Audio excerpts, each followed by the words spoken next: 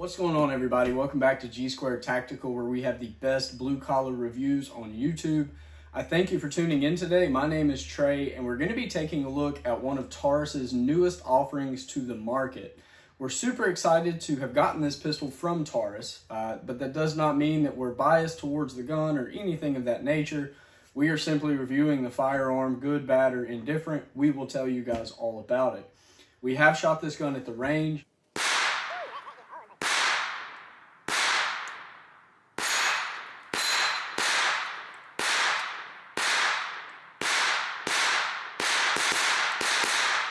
So I have a little bit of comments, I guess, that I'll kind of include in this video, but if you want a more inclusive, more in-depth video on how it went at the range, go check out that video.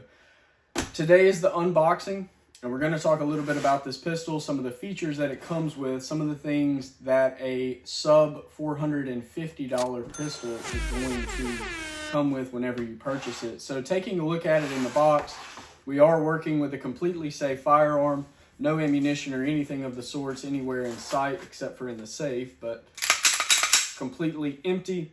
Looking into this in the box itself, it comes in a very hard plastic box with some very nice cutouts on the inside. It does come with a mag loader, 2 magazines, which are both 15 round capacity, a couple back straps, so 3 back straps in total, 2 of which are also in the box, and a couple tools to help you work on it / take it down. There's also an instruction manual, of course, and it comes with a gun lock as per usual on most firearms. It resembles a lot of other 9mm, Tauruses that we've reviewed on the channel, such as the grip texturing, some of the colors that you might be used to seeing on most Taurus pistols. The slide, let's start with that. So you don't have any rear front serrations, but you do have rear slide serrations on this slide, which is nice. It was very comfortable to manipulate at the range.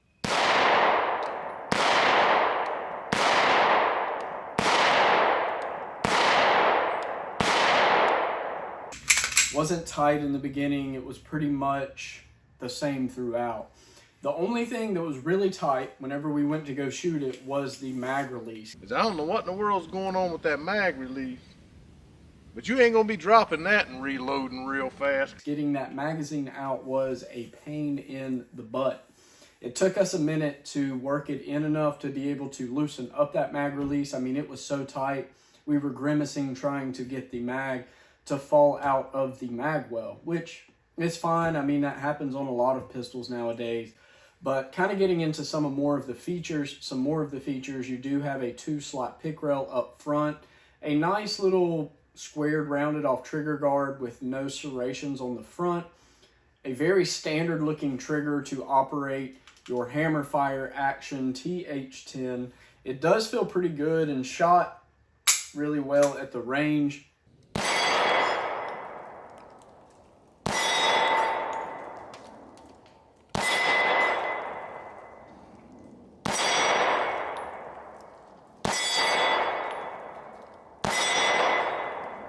It was very, very snappy though.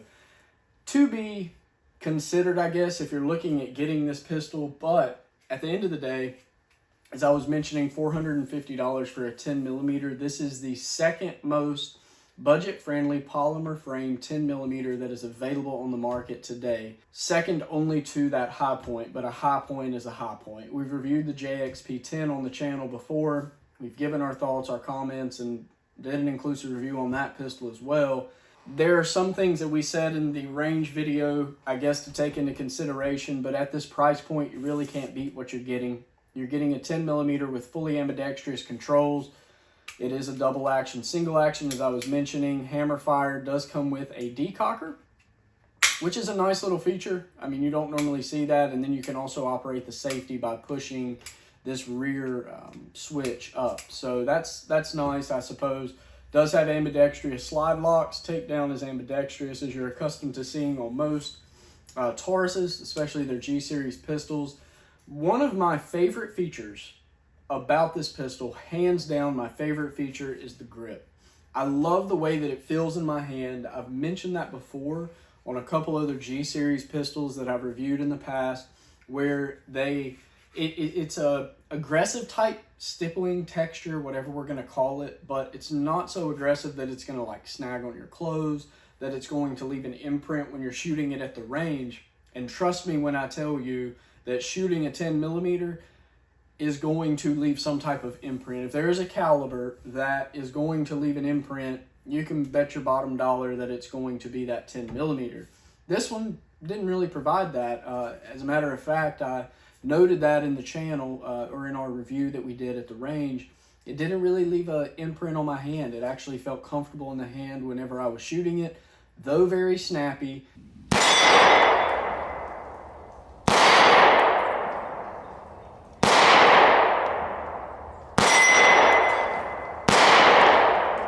Man, that thing is snappy. It gave me good comfort and good texture to hold on to whenever aiming down sights. Speaking of sights, it is not optic cut, but does have a front white dot with an adjustable for windage rear blacked out sight. A nice feature, not optic cut, but I don't mind it at all. It's a 10 millimeter. We're looking in that budget friendly option / category. So it's definitely something to take into consideration. It has a nice little beaver tail towards the back. So that way, for those of you that might have larger hands, you can feel comfortable in gripping and getting a firm purchase on this firearm. There's a lot that is going on here for a budget-friendly pistol. The slide, the lower obviously being that polymer, the slide being that alloy steel that you're accustomed to seeing in a lot of other Taurus firearms with that black coating, which is relatively nice. Total weight of this particular pistol is 28.5 ounces unloaded, just shy of 2 pounds, so not really weighing in that heavy. It's not like a full-size all-metal 1911 chambered in 10 millimeter. You're not getting, you know, a massive amount of weight whenever you're aiming this pistol. It does have a loaded chamber indicator on the side of the slide, so you can tell if you do have one in the chamber. You don't really have to do your press checking, which we've caught grief for on this channel before. It is a nice extra added feature for a pistol that again is MSRP'd at about $530.99, so $531. You can pick these up anywhere from $450 to $475. I've seen them for online.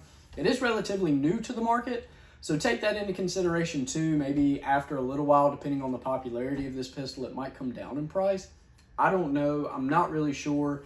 In comparison to the TS9 that we did a review on, I don't anticipate that price coming down at all because of how rare, because of how exclusive / limited it is to the US market. I don't know how exclusive. I don't know when they're going to be pulling it from the shelves, but I do know that it is exclusive and it's not going to be around forever. I really like this pistol out at the range. There was a couple things that I wasn't necessarily a fan of, such as the snappiness in the recoil.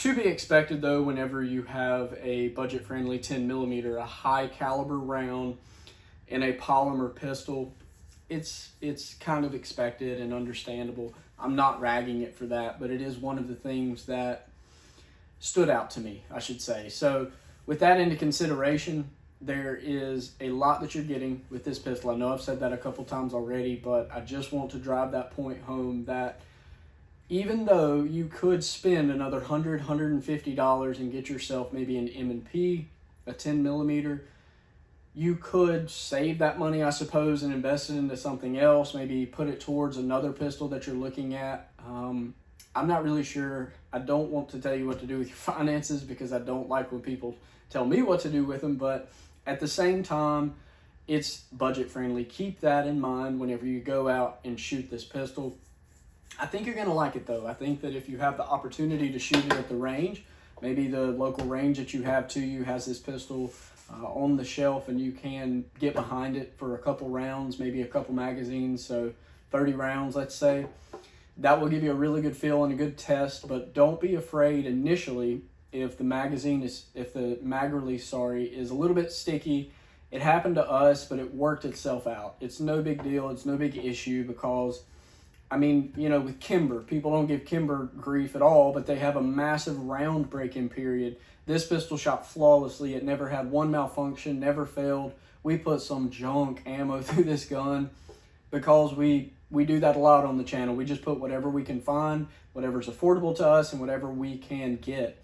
With that in mind, go check us out at gsquaredtactical.com. You can go pick yourself up one of these hats. We have tons of color combinations, variations. We have shirts, hats, koozies, cup holsters, you name it, we have it. Go check us out. Buy yourself something. Buy someone you love something. It really helps support us when it comes to like buying ammo, all other kinds of expenses that are associated with this channel. If you enjoyed today's upload, smash that like button, subscribe, and comment down below, and I'll see you in the next one.